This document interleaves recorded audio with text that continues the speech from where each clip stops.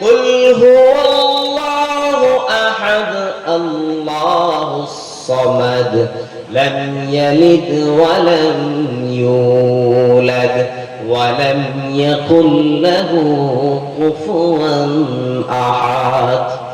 আল্লাহ বললেন, হে নবী আপনি বলে দিন, কুল হুয়াল্লাহু আহাদ, আল্লাহ এক, আল্লাহর কোনো সমকক্ষ নাই, আছে নাকি? আল্লাহর কোনো শরীক আছে নাকি? আসমান আর জমিনে কেউ নাই, সিফাতের দিক থেকেও নাই, সাদৃশ্যের দিক থেকেও নাই, কোন দিক থেকে আল্লাহর সমকক্ষ কেউ নাই। এজন্য একমাত্র ইবাদত করতে হবে কার? সব সময় মুখাপেক্ষী হতে হবে কার? টাকার মুখাপেক্ষী হওয়া যাবে নাকি? অসুস্থতা হলে ডাক্তারের মুখাপেক্ষী হওয়া যাবে নাকি? বিপদ আপদ আসলে পঞ্চায়েতের কাছে যায়, যা মুখাপেক্ষী হওয়া যাবে নাকি? কারো কাছে মুখাপেক্ষী হওয়া যাবে না। আল্লাহ জানিয়ে দিলেন, একমাত্র যদি মুখাপেক্ষী হতে হয় কার কাছে হতে হবে? একমাত্র আল্লাহর কাছে হতে হবে। এজন্য আল্লাহ বললেন, লাম ইয়ালিদ ওয়া লাম ইউলাদ ওয়া লাম ইয়াকুল লাহু কুফুয়ান আহাদ। আসমান আর জমিনে আমার সমকক্ষ তো কেউ নেই, এবং আমি কারো থেকে জন্মগ্রহণ করি নাই, আবার আমি আল্লাহ কাউকে জন্ম দেই নাই। সবাই একমাত্র মুখাপেক্ষী কার? আল্লাহ রাব্বুল আলামিন তার ক্ষমতার পরিচয় দিতে গিয়ে আয়াতুল কুরসির মাধ্যমে চমৎকার ভাবে জানিয়েছেন, আল্লাহু লা ইলাহা ইল্লা হুয়াল হাইয়ুল কাইয়্যুম লা তাখুযুহু সিনাতুন ওয়ালা নাওম। আল্লাহু আকবার। আল্লাহ কত বড় ইলাহ, কত বড় ক্ষমতাশীল। আল্লাহ বললেন, আল্লাহু লা ইলাহা ইল্লা হুয়াল হাইয়ুল কাইয়্যুম, তিনি একমাত্র চিরঞ্জীব, তার সমকক্ষ কেউ নাই। তিনি হাইয়ুন এবং কাইয়্যুম, তিনি চিরঞ্জীব, তিনি শক্তিশালী, তার মতো শক্তিশালী আসমান আর জমিনে কেউ আছে নাকি? জোরে বলতে হবে, আছে নাকি? আল্লাহ বলবেন, শুধু নাই তো নাই এমন না, আমি আল্লাহ এমন ইলাহ, এমন ইলাহ, আসমান আর জমিনের পরিচালন ব্যবস্থা কোনদিন আমাকে ক্লান্ত করতে পারে নাই। শুধু এতটুকুই নয়, তোমরা দিনের বেলা কাজ করো, রাতের বেলা ঘুমাও, যদি একদিন না ঘুমাও তাহলে তোমাদের ক্লান্তি চলে আসে, আছে নাকি? আমাদের আমাদের শরীর ক্লান্ত হয় কি হয় না? আল্লাহ বলেন, লা তাখুযুহু সিনাতুন ওয়ালা নাওম, আমি আল্লাহ এমন ইলাহ, এমন ইলাহ, আমার কোনো ক্লান্তিও নাই, আমাকে আসমান আর জমিনের পরিচালন ব্যবস্থা এক বিন্দু পরিমাণ ক্লান্তি দিতে পারে না, এবং ঘুম নিদ্রা কিছুই আমাকে স্পর্শ করে না। আল্লাহু আকবার। আল্লাহ কত বড় আল্লাহ, কত বড় ইলাহ, কত বড় মালিক। তার সাথেও আমরা বিভিন্ন ভাবে শরীক করি কি করি না। আবার কেউ তো এমন আছে যারা আল্লাহকে মুসলমান হওয়া সত্ত্বেও এমন নাস্তিক আমাদের সমাজে আছে না নাই, যারা আল্লাহ রাব্বুল আলামিনকে স্বীকারও করে না। আল্লাহ রাব্বুল আলামিন পবিত্র কোরআনুল কারীমের মাধ্যমে আমাদেরকে জানিয়েছেন, পবিত্র কোরআনুল কারীমের 55 নম্বর সূরা, সূরা আর রহমানের 26 এবং 27 নম্বর আয়াতে আল্লাহ চমৎকার ভাবে জানিয়ে দিয়েছেন, কুল্লু মান আলাইহা ফানিন ওয়া ইয়াবকা ওয়াজহু রাব্বিকা যুল জালালি ওয়াল ইকরাম। আল্লাহ রাব্বুল আলামিন বললেন, আসমান আর জমিনের মধ্যে যা কিছু আছে সব কিছু একদিন ধ্বংস হয়ে যাবে, যিনি বাকি থাকবেন তিনি কে? আর জোরে বলতে হবে, তিনি কে? একমাত্র বাকি থাকবেন আল্লাহ। এজন্য কবি চমৎকার বলেছেন, হাজার মে শজর মে তেরি রঙ বু হ্যায়, जिधर देखता हो उधर तू ही तू है, ला इलाहा इल्लल्लाह, ला इलाहा इल्लल्लाह, जोरे ला इलाहा इल्लल्लाह, ला इलाहा ইল্লাল্লাহ লা ইলাহা ইল্লাল্লাহ মুহাম্মাদুর রাসূলুল্লাহ। মুসলমানরা একবার উমাইয়া খলিফা বলে, উমাইয়া খলিফা মাহাদির আমলে এক নাস্তিক উমাইয়া খলিফার দরবারে এসে উপস্থিত হলেন এবং সে এসে চ্যালেঞ্জ ছুড়ে দিলেন, আল্লাহ রাব্বুল আলামিন বলতে কোনো কিছু নাই। পৃথিবীর সমস্ত মানুষগুলো একটা অদৃশ্য শক্তির পেছনে নিজেদের ইচ্ছা শক্তিকে বিলীন করে দিচ্ছে। সকল মানুষ যখন চিন্তা করলো এই নাস্তিকের প্রশ্নের জবাব কে দিতে পারে, খলিফা মাহদী চিন্তিত। উমাইয়া খলিফা মাহদী চিন্তায় পড়ে গেলেন। রাজদরবারে মানুষদেরকে নিয়ে, আমির ওমারাদেরকে নিয়ে পরামর্শ করলেন। ওই জমানার সবচাইতে বড় বুজুর্গ আলেম ছিলেন যার নাম ছিল নুরমান ইবনে সাবিত, যাকে ইমাম আযম আবু হানিফা নামে বেশি প্রসিদ্ধ চিহ্নিত করা হয়। ইমাম আযম আবু হানিফা রাহমাতুল্লাহি আলাইহির কাছে একজন দূত প্রেরণ করা হলো রাষ্ট্রের পক্ষ থেকে। একজন ইমাম আযম আবু হানিফা রাহমাতুল্লাহি আলাইহির কাছে গেলেন এবং গিয়ে তিনি বললেন, এক নাস্তিক খলিফার দরবারে এসে আগমন করেছে এবং সে বলছে আল্লাহ রাব্বুল আলামিন বলতে কোনো কিছু নাই। এই প্রশ্নের জবাব দেওয়ার জন্য খলিফা আপনাকে দরবারে নিমন্ত্রণ জানিয়েছে। মুসলমান ভাইরা আমার, কথাগুলো দিল দিয়ে শুনতে হবে। আমরা যদি সাধারণ থেকে সাধারণ ভাবে চিন্তা করি, তারপরও আল্লাহ রাব্বুল আলামিনের পরিচয় পাওয়া যায়। এজন্য কথাগুলো মনোযোগ দিয়ে শুনতে হবে। ইমাম আযম আবু হানিফা রাহমাতুল্লাহি আলাইহি দাওয়াত কবুল করলেন। দাওয়াত কবুল করার পরে ইমাম আযম আবু হানিফা রাহমাতুল্লাহি আলাইহি একটা সময় নির্ধারণ করে দিলেন। কথার কথা ধরেন রাত ৮টা বাজে দরবারে উপস্থিত হবে। কিন্তু রাত ৮টা বাজার পরে 10টা বেজে গেছে, 12টা বেজে গেল, তারপরও ইমাম আযম আবু হানিফা রাহমাতুল্লাহি আলাইহি আসার কোনো খবর নাই। ওই নাস্তিক বেদায় খুশি হয়ে গেল, সে তার উদ্যততা বেড়ে গেল এবং সে খুশিতে লাফাতে লাগলো, নিশ্চয়ই তোমাদের ইমাম আজকে বুঝেছে আমার সাথে বহস করার ক্ষমতা তার নাই। সে বুঝেছে যে আসলে আল্লাহ বলতে মনে হয় কোনো কিছু নাই, এই জন্য এখনো পর্যন্ত সে উপস্থিত হয়নি। এদিকে খলিফা মাহদী চিন্তায় পড়ে গেলেন। ইমাম আযম আবু হানিফা রাহমাতুল্লাহি আলাইহি ব্যতীত এই প্রশ্নের জবাব কেউ দিতে পারবে না। হঠাৎ চিন্তায় পড়ে বসে রইলেন। সকল আমির উমারা উপস্থিত হয়ে রইলেন। হঠাৎ করে দেখলেন ইমাম আযম আবু হানিফা রাহমাতুল্লাহি আলাইহির উপস্থিত। সকলে দাঁড়িয়ে তাকে সম্মান করলেন।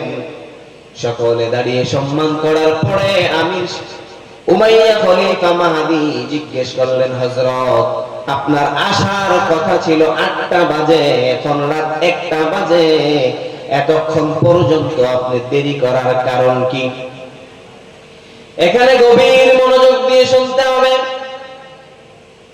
ইমাম আযম আবু হানিফা রাহমাতুল্লাহি আলাইহি বললেন, আমার বাড়ি হলো ফুরাত নদীর ওই প্রান্তে।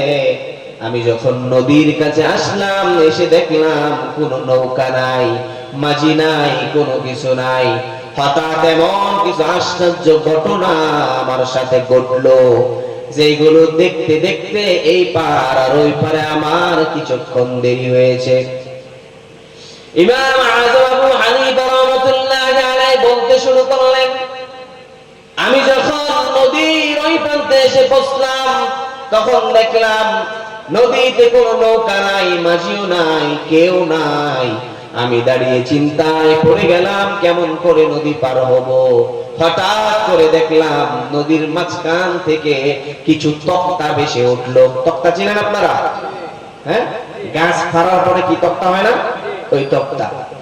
ইমাম আযম আবু হানিফা রাহমাতুল্লাহি আলাইহি বললেন, হঠাৎ দেখলাম কিছু তক্তা ভেসে আসলো।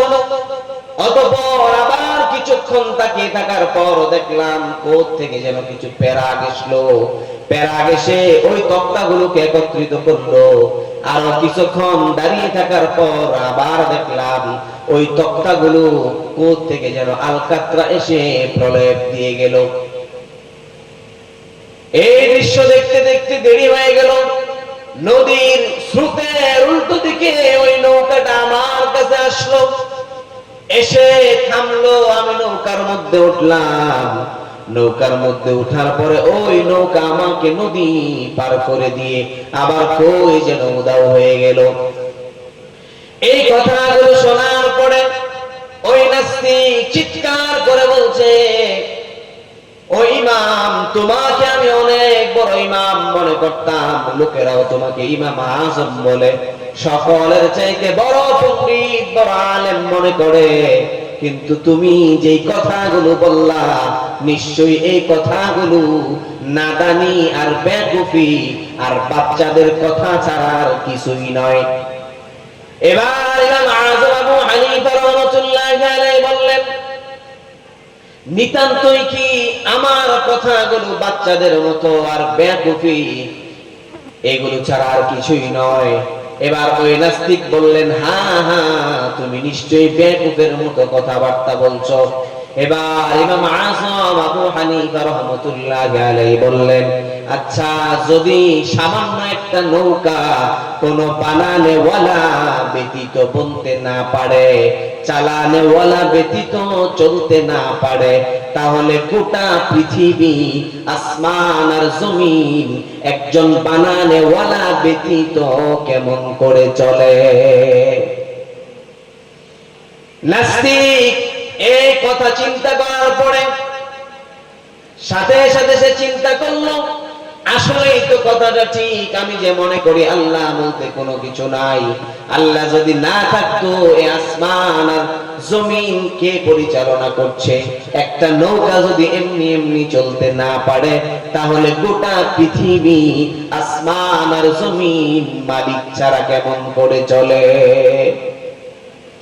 ওই নাস্তিক সাথে সাথে ইমাম আযম আবু হানিফা রাহমাতুল্লাহি আলাইহি বললেন, ও ইমাম, তুমি আমার তালাবদ্ধ বিবেককে খুলে দিয়েছো, তুমি আমার ঘুমন্ত বিবেককে জাগ্রত করে দিয়েছো।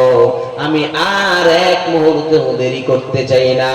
এই মুহূর্তে আমাকে পড়িয়ে দাও লা ইলাহা ইল্লাল্লাহু মুহাম্মাদুর রাসূলুল্লাহ। নাস্তিক সাথে সাথে কালিমা পড়ে ইসলাম ধর্ম গ্রহণ করেছে।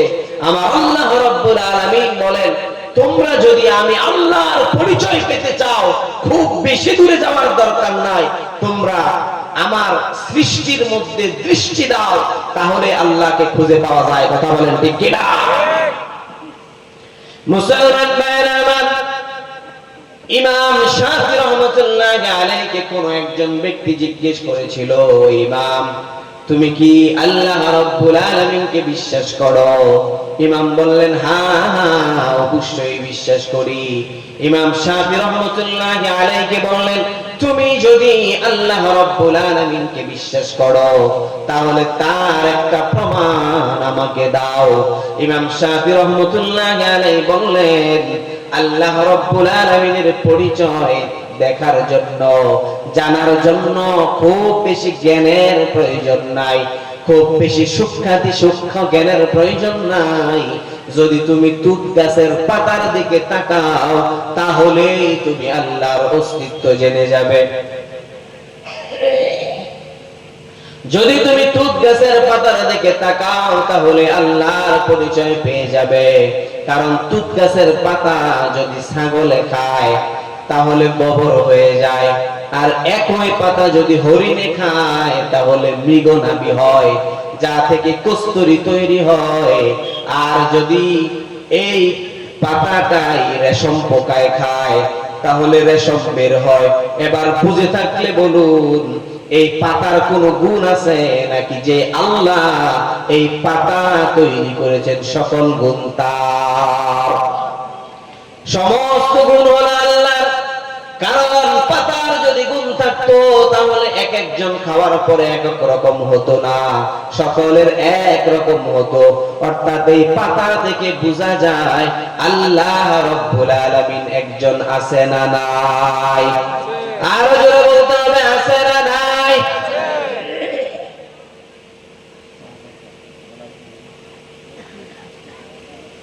এজন্য মুসলমান ভাইরা আমার, আল্লাহ রাব্বুল আলামিন পবিত্র কোরআনুল কারীমের মাধ্যমে আমাদেরকে চমৎকারভাবে জানিয়ে দিয়েছেন, আসমান আর জমিনের মধ্যে যা কিছু সৃষ্টি করেছেন সব তৈরি করেছেন কে? আল্লাহ। আরো জোরে বলতে হবে, কে? বাদশা হারুন আর রশিদ ইমাম মালিক রাহমাতুল্লাহি আলাইহি জিজ্ঞেস করলেন, আল্লাহ রাব্বুল আলামিন যে আছেন এর প্রমাণ আপনি আমাকে দিতে পারবেন নাকি? ইমাম মালিক রাহমাতুল্লাহি আলাইহি বললেন, অবশ্যই অবশ্যই আল্লাহ রাব্বুল আলামিন যে আছেন এর প্রমাণ আল্লাহ দিয়ে রেখেছেন।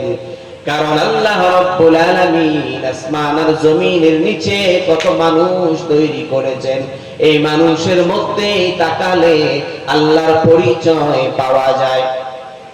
ইমাম মালিক রাহমাতুল্লাহি আলাইহি বললেন, আল্লাহ রাব্বুল আলামিন কিয়ামতের আগ পর্যন্ত, পৃথিবীর শুরু থেকে কিয়ামতের আগ পর্যন্ত যত মানুষ দুনিয়ায় প্রেরণ করেছে প্রত্যেকের হাতের রেখাগুলো ভিন্ন ভিন্ন, মুখাকৃতি ভিন্ন, চেহারা ভিন্ন, অথচ প্রত্যেকের কান দুইটা, নাক একটা, চোখ দুইটা, তারপরও মানুষের আকৃতির মধ্যে পার্থক্য আছে না নাই?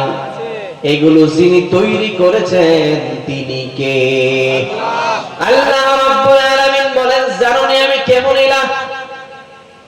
দুনিয়ায় তোমাদের কোন মানুষ যদি কোনো কিছু তৈরি করতে চায় তাহলে তাদের হাজার হাজার ভোল্টের আলোর প্রয়োজন। কথা বলেন ঠিক কিনা? আর আমার আল্লাহ বলেন, আমি আল্লাহ এমন ইলাহ, এমন ইলাহ, তোমাদেরকে আমি আল্লাহ তোমাদের মাতৃগর্ভের ত্রিবোধিত অন্ধকারে তৈরি করেছি। ইয়াখলুকুকুম ফি বুতুনি উম্মাহাতিকুম খালকাম মিন বাদি খালকিন ফি যুলুমাতি সালাত। আল্লাহ মানব জাতিকে তিনটা অন্ধকারের মধ্যে সৃষ্টি করেছেন। একটা মায়ের পেটের অন্ধকার, আরেকটা জরায়ুর অন্ধকার, জরায়ুর ভিতরে পাতলা আবরণের অন্ধকার। কিন্তু বলেন তো আল্লাহর কোন লাইটের প্রয়োজন হয়েছে? আল্লাহর কোন লাইটের প্রয়োজন হয়েছে? অন্ধকারের মধ্যে আল্লাহ এত নিখুঁত করে আমাদেরকে তৈরি করেছেন। আল্লাহ হাতের জায়গায় হাত দিয়েছেন, চোখের জায়গায় চোখ দিয়েছেন, নাকের জায়গায় নাক দিয়েছেন, মাথার জায়গায় মাথা দিয়েছেন, দেমাগের জায়গায় দেমাগ দিয়েছেন। আল্লাহ তাআলা আমাদের ব্লাডের জায়গায় ব্লাড দিয়েছেন, হার্টের জায়গায় হার্ট দিয়েছেন, বাল্বের জায়গায় আল্লাহ বাল্ব দিয়েছেন। কোনটা কি এক একটার জায়গায় একটার জায়গায় আরেকটা আল্লাহ দিয়েছেন? তাহলে আল্লাহ কেমন ইলাহ একটু চিন্তা করেন, কেমন ইলাহ যে আল্লাহ আপনার যেটা যেখানে দেওয়ার প্রয়োজন সেটা সেখানেই দিয়েছেন। আপনাকে আল্লাহ জমিনে পাঠানোর পরে আপনার যখন যা প্রয়োজন তাও আল্লাহ দিচ্ছেন। আল্লাহ বলছেন, বান্দা আমি আল্লাহ কেমন তুমি জানোনি? আমি আল্লাহ হলাম, তুমি যখন ছোট ছিলা তখন তোমার হাত ছিল, হাতে ধরার ক্ষমতা ছিল না, আমি আল্লাহ তোমাকে হাতে ধরার ক্ষমতা দিয়েছি।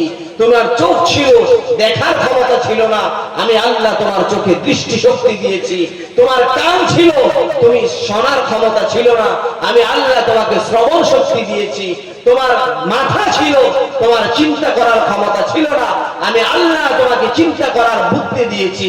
তোমার পা ছিল, তুমি চলাফেরা করার ক্ষমতা ছিল না, আমি আল্লাহ তোমাকে চলাফেরা করার ক্ষমতা দিয়েছি। তারপরেও বান্দা ফান্না তুসরাফুন, কোথায় তোমরা বিভ্রান্ত হচ্ছ? কোথায় বিভ্রান্ত হচ্ছ? আমরা এত কিছু পাওয়ার পরও আল্লাহর নাফরমানি করি কি করি না? বলতে হবে। এখন সবাই চুপ। বলেন, নাফরমানি আমাদের দ্বারা হয় কি হয় না? নাফরমানি আমার আপনার দ্বারা হবে, এটা অত্যন্ত স্বাভাবিক। কারণ আমরা গুনাহ করব, এটা আমাদের ফিতরত। আর শয়তান আমাদেরকে ওয়াসওয়াসা দিবে, এটা শয়তানের ফিতরত। আর আল্লাহ আমাদেরকে ক্ষমা করবে, এটা কার ফিতরত? আল্লাহর ফিতরত। আল্লাহ বলেন, তোমরা যদি গুনাহ না করতা তোমাদের জায়গায় আমি অন্য একটা জাতি তৈরি করে দিতাম যারা আমার কাছে ক্ষমা চাইতো। তাহলে আল্লাহ জানে আমরা গুনাহ করব, তারপরেও আল্লাহ জাহান্নাম কেন রাখছে? প্রশ্ন আছে না নাই? সহজ সরল উত্তর হলো জাহান্নাম আল্লাহ তাদের জন্য রেখেছে যারা ভুল করার পরেও ভুলের মধ্যে অটল থেকেছে। কথা বলেন ঠিক কিনা? আপনি আমি ভুল করব, এটা অত্যন্ত স্বাভাবিক বিষয়। একজন ভুল করার পরে বিতাড়িত হয়েছে, শয়তান হয়েছে, আরেকজনও ভুল করেছে, আল্লাহ তাকে নবীর মর্যাদা দিয়েছে। কথা বলেন ঠিক কিনা? দুইজনের মধ্যে তাহলে পার্থক্য কি? দুইজনের মধ্যে পার্থক্য এটাই, একজনকে আল্লাহ যখন উসজুদ সিজদা করো, সে বলল খালাকতানি মিন নার ওয়া খালাকতাহু মিন তিন। প্রথম তো সে আল্লাহর আদেশকে অমান্য করলো, আল্লাহর আদেশকে অমান্য করার পরে সে আল্লাহ রাব্বুল আলামিনের সাথে আর্গুমেন্টে গেছে, তর্ক বিতর্কে গেছে। আল্লাহ তাকে সিজদা করার কথা বলেছেন, সে সিজদা তো করলই না, পাশাপাশি সে সিজদা না করে আল্লাহর সাথে তর্ক করেছে, ভুলের মধ্যে অটল থেকেছে। আল্লাহ ইন্নাকা শাইতানুর রাজিম বলে জান্নাত থেকে তাকে তাড়িয়ে দিয়েছেন এবং কিয়ামত পর্যন্ত আসমান আর জমিনের যত মানুষ আর ফেরেশতা আছে সকলের লানত তার উপর দিয়েছে। নাউজুবিল্লাহ। আর আদম আলাইহিস সালাতু ওয়াস সালাম ভুল করেছেন, ভুল করার পরে ওই ভুলের উপর তিনি অটল